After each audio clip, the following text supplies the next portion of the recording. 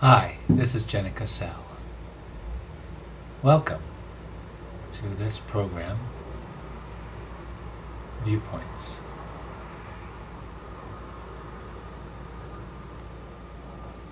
If you're interested in learning about deaf culture, or if you're interested in improving your receptive skills in ASL, this particular program can help you with both.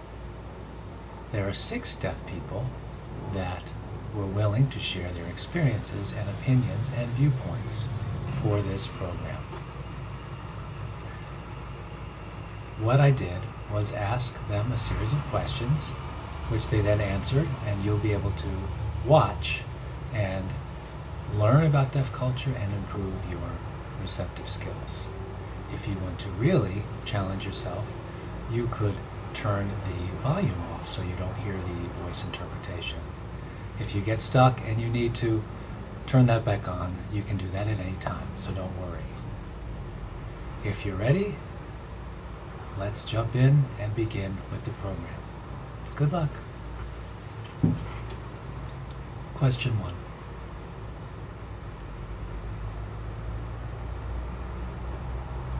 When you grew up, were you part of a deaf family, or did you grow up as the only deaf person in your family? Did you go to a school with only deaf people, or did you go to school with people who could hear as the only deaf person? And how did you learn sign language? This is Brenda.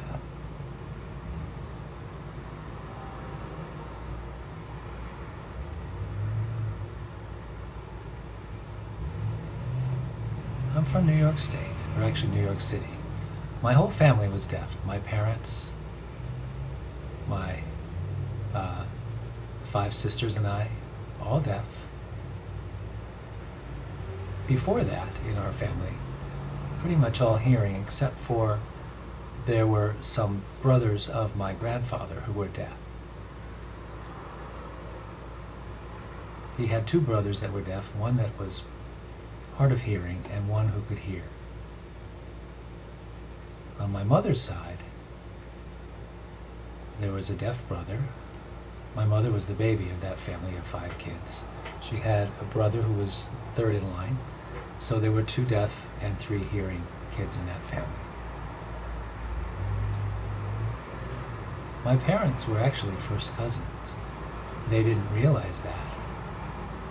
They had no idea that they were first cousins.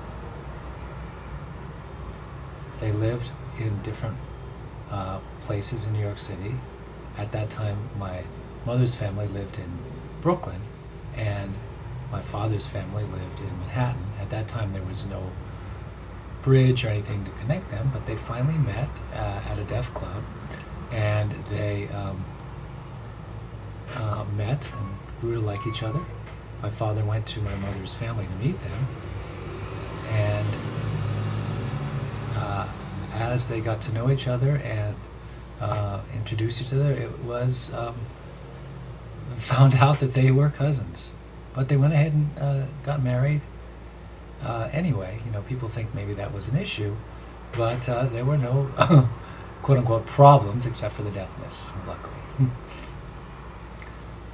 4 sisters, Sheila, Eileen, and one sister died of cancer a few years ago, unfortunately, and me, and then there were a couple others. Interpreter missed the names.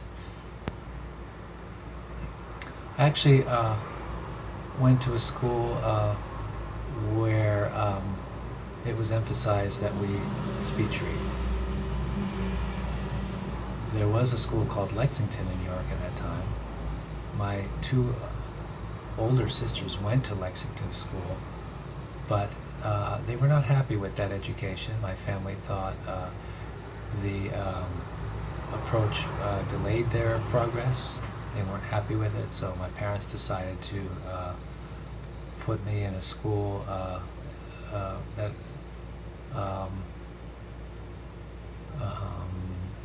was oral approach. And at that time there was a deaf school at the time, but it was only for boys, and it was a military school. So we went to this school where they emphasized speech reading, and we were not allowed to sign. We were actually punished for that.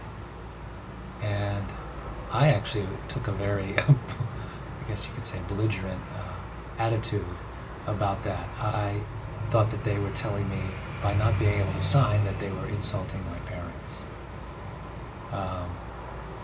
And it was actually just overwhelming. I mean, I practically passed out from having to concentrate on that skill.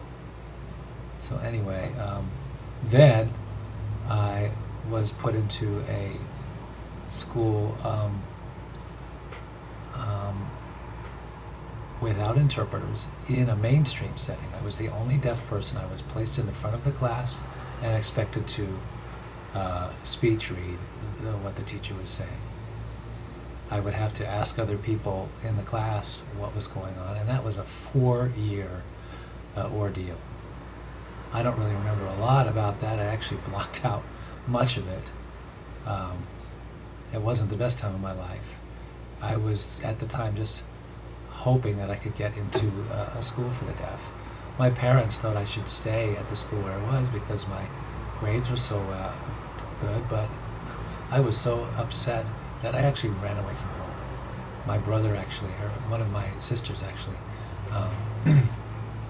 knew where I was, and it was actually at the Fanwood School for the Deaf. And at that time, it was no longer a military boys' school, it was a co-ed school. And so I was finally there. I had a very rich experience. I had 4 different experiences growing up with 4 different educational approaches. Now we have a new individual. I was the only deaf person in my family.